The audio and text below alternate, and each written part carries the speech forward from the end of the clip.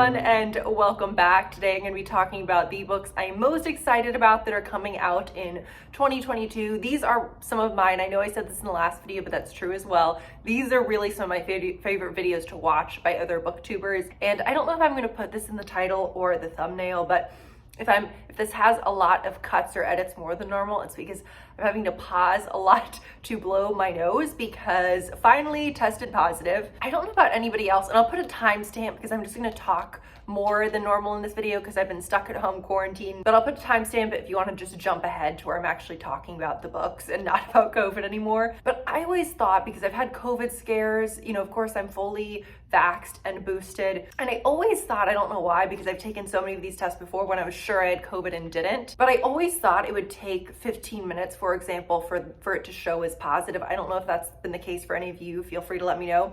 But I took one when I just had a little bit of a stuffy nose last Wednesday, and I thought, oh, I'm probably wasting a test. It's probably just a cold, and it was negative.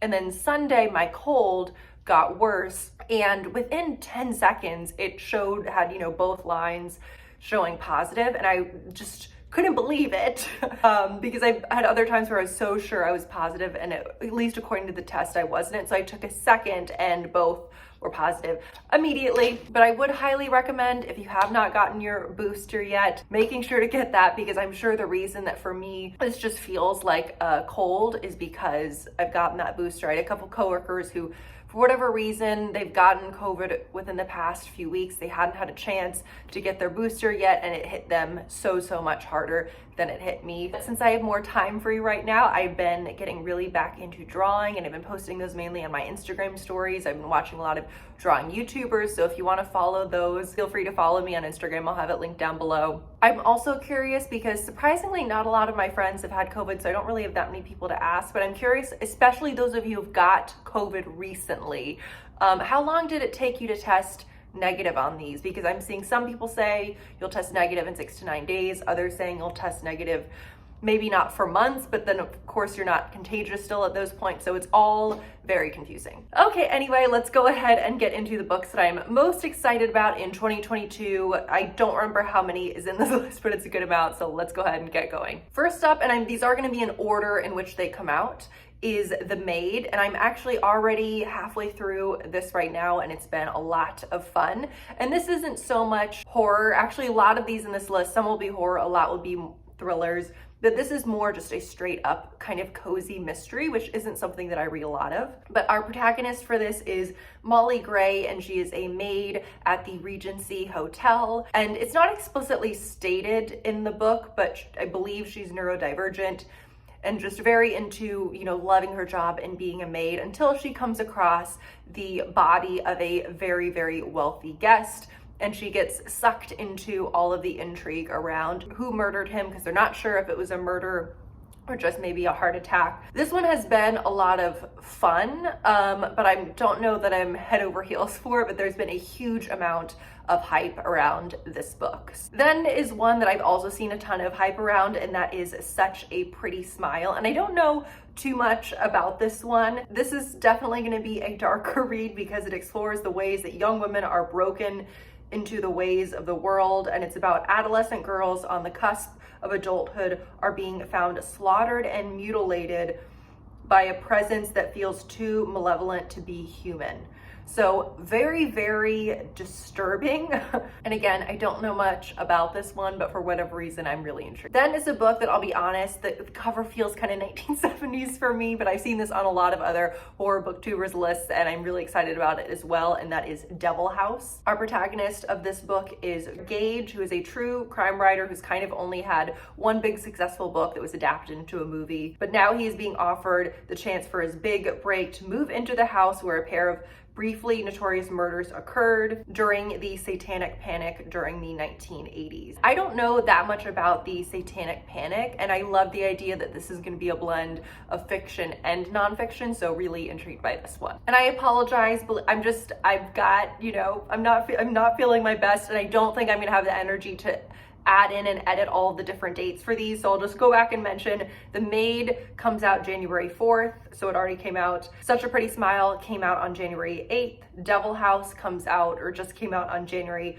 25th, and for the next, I will promise to remember to say the dates they come out as I'm talking about them. Then is Dead Silence, and they're describing, and this comes out February 8th. The next few, there's so many good horror novels coming out on February 8th. And this is a sci-fi horror novel, which please let me know if you have any good horror novel recommendations that take place in space. I can think of so many great horror movies that take place in space that I really love, but I don't know of that many books, so please let me know if you have any recommendations. But this is about a woman and her crew boarding a decades-lost luxury cruiser, and they're going through the wreckage, I believe, to get money out of this, but I could be wrong. But Claire is days away from being unemployed when her beacon repair crew picks up a strange distress signal. And I'm assuming that when they get on this once really luxurious ship, they're gonna encounter something very monstrous and horrifying, but just so excited for something really scary set in space. Then is something very different from a lot of the books I read.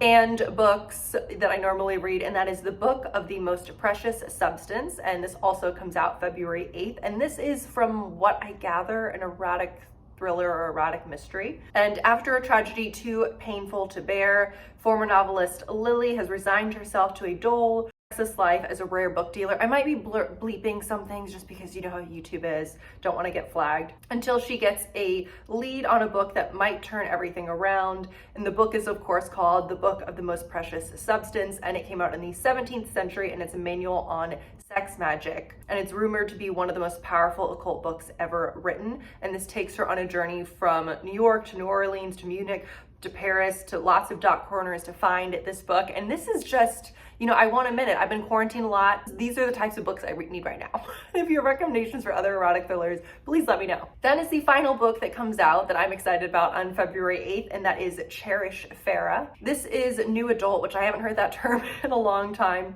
but this is described as a new adult social horror novel in the vein of Get Out meets My Sister the Serial Killer. And our main character is Farrah, who's described as a young, calculating Black girl who manipulates her way into the lives of her Black best friend's white, wealthy, adoptive family, but soon suspects she might not be the only one with an ulterior motive. And I'm not normally, again, nothing against new adult or young adult books, but I just don't tend to read a lot of them. But something really struck me about the idea of, you know, a teenage girl, however old she is, with an ulterior motive going into this family's house, but then realizing that there's something else unsettling going on.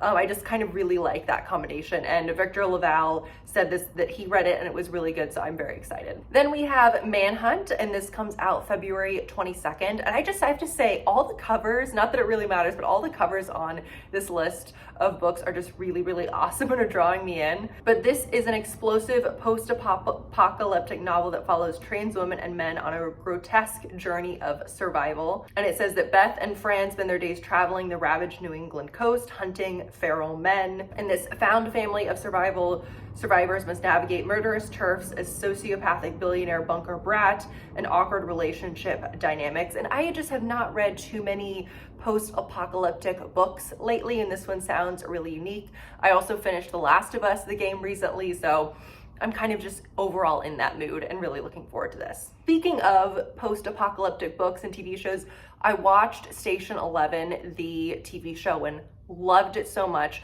I never read Station 11 when it was super popular on BookTube. I associate Station 11 with like the olden days of BookTube because it was so popular back in the day. So please let me know if I've watched the show and loved it. Should I go back and read the book as well? Because I really don't know. Then we have Sundial, which comes out March 1st. This is from the same author, Catriona Ward, who wrote The Last House on Needless Street, which I have a little bit of mixed thoughts on just because of some of, you know, the characters' points of POVs. I didn't necessarily love it, but I really did enjoy her writing style. But this looks like it's going to look at the strange dynamic between a mother and her daughter. But Rob, I believe, is the mom, but I could be, again, I'm skimming this, I'm not sleeping super well, so I could be wrong. But Rob is the mother, and she's, you know, almost got it all, a husband, 2 kids, a nice house. But Rob fears for her oldest daughter, Callie, who collects tiny bones and hears whispers to imaginary friends. Rob sees a darkness in Callie, one that reminds her too much of the family she left behind. And so she takes Callie to the Mojave Desert, which is a side note I've been to multiple times. My brother used to work there. but she takes her daughter out to the Mojave Desert and is faced with a terrible choice. I don't like reading children's points of view, and the only thing that worries me is that it sounds like for part of this is going to be told from Callie's point of view as well. But again, I did enjoy her writing style, so I'm also very curious about this. Then on May 24th, the book Hide comes out. And this almost reminds me a little bit, although I think this is an adult novel, it reminds me a little bit of that book that was also really popular in BookTube back in the day, Panic, is that what it was called? I think this will be, I hope it'll be very different because I didn't like the book, but as a side note, I did think the show was pretty well done on Amazon Prime. I thought it was fun. But it says, the challenge, spend a week hiding in an abandoned amusement park and don't get caught. The prize, enough money to change everything. But as I'm sure you can guess, people start disappearing, thus I'm sure dying, and Mac realizes this competition is more sinister than she ever imagined. 14 competitors, 7 days, everywhere to hide but nowhere to run. And just the idea of an abandoned theme park, I really hope this one lives up to being fun, because it's rare that I've come across a book or horror novel that's sort of game-based but for adults that's really good, so we'll see. Then on July 19th, The Doctor of Dr. Moreau comes out, and this is by Silvia Moreno-Garcia, who wrote Mexican Gothic, which was one of the fastest times I've ever read a book. It's rare for me to just sit down and fly through a book, but I loved Mexican Gothic so much. It was dark and I thought just so much fun. But this is told from a couple points of view. We have Carlotta, who is growing up on a distant estate, safe from the conflict that her area is experienced. And then we have Montgomery, who is a melancholic overseer with a tragic past and propensity for alcohol, and he assists, I believe, her father in his scientific experiments, and her father is creating these things called the hybrids, which are the fruits of his labor and destined to blindly obey their creator. I would think there's gonna have some romance between Carlotta and Montgomery, but we'll see. But again, love Mexican Gothic so much, so really excited for this. 3 more to talk through. So next is Other Terrors, an inclusive anthology, and this comes out July 19th. This is an anthology of original new horror stories that showcases authors from underrepresented backgrounds, telling terrifying tales of what it means to be or merely to be seen? Other. I could be reading that wrong. And so many of the names on this list jumped out to me. We've got Tanara Reeve-Dew, Alma Katsu, Stephen Graham Jones, Jennifer McMahon. I don't read a lot of short stories. I really have been just trying to find straight up horror short stories that I'm really excited about, so can't wait for that one. Next is the Pallbreakers, which comes out July 5th. Paul Tremblay, of course, incredibly popular horror novelist. I have to say, whoever wrote the summary or preview of what this is about, they need to do a better job and redo it, because when you read this, it's just very confusing. But from what I gather, I think this might take place forward and backward in time. But first, in the 1980s, our protagonist is Art Barbara, who's 17 years old, not cool, wearing a back brace, which, as someone who wore a back brace for my scoliosis in middle and high school, I'm glad we're seeing some scoliosis representation. So honestly, for that's as silly as it sounds, the reason this is on the list. But what I do have to say is it's weird that he only has to wear a monstrous back brace at night, because most people with scoliosis, you have to wear it 24/7 except for when you shower. Anyway, but he makes some type of new friend who he thinks is really cool. She has a Polaroid camera and likes to take pictures of corpses. I think he starts to sense something strange about her, and then he's forward in time writing a memoir about it. And again, I'm all for summaries that are a little bit vague. It's just the way this was written was confusing. Maybe it's just my COVID brain, I don't know. And finally, we have my most I can't talk. And finally, we have one of the books I'm most excited about that I know I've talked about here before, and that is Don't Fear the Reaper by Stephen Graham Jones. Of course, this is the sequel to My Heart is a Chainsaw. And what I'm really curious about is that it says this takes place 4 years after her tumultuous senior year. Jade Daniels is released from prison right before Christmas, which my mind was blown just because when I read that, just because when I knew there was a sequel coming, I found that out a few weeks ago because you all told me in the comments. But it's just when I was reading My Heart is a Chainsaw, I was so thinking that was a nice ending. So it's just blowing my mind that we already know that she did survive and now she went to prison, is being released. It's just, my brain can't take it. But please let me know, which of those are you most excited about? Also, please let me know, I read The Push. I actually just finished it because a lot of you said it was your favorite book of 2021. Let me know if you want me to do a standalone review of that, or a standalone review of the Maid, because I think I'll finish that soon, or I could do a joint review of both because they're both very hyped, so I could do kind of worth the hype but book review on both. Again, I hope you all are doing well and staying safe. If those of you who are quarantined as well, I feel you, but we'll make it through it. But again, I hope you guys are doing well, and I will see you in the next one. Bye.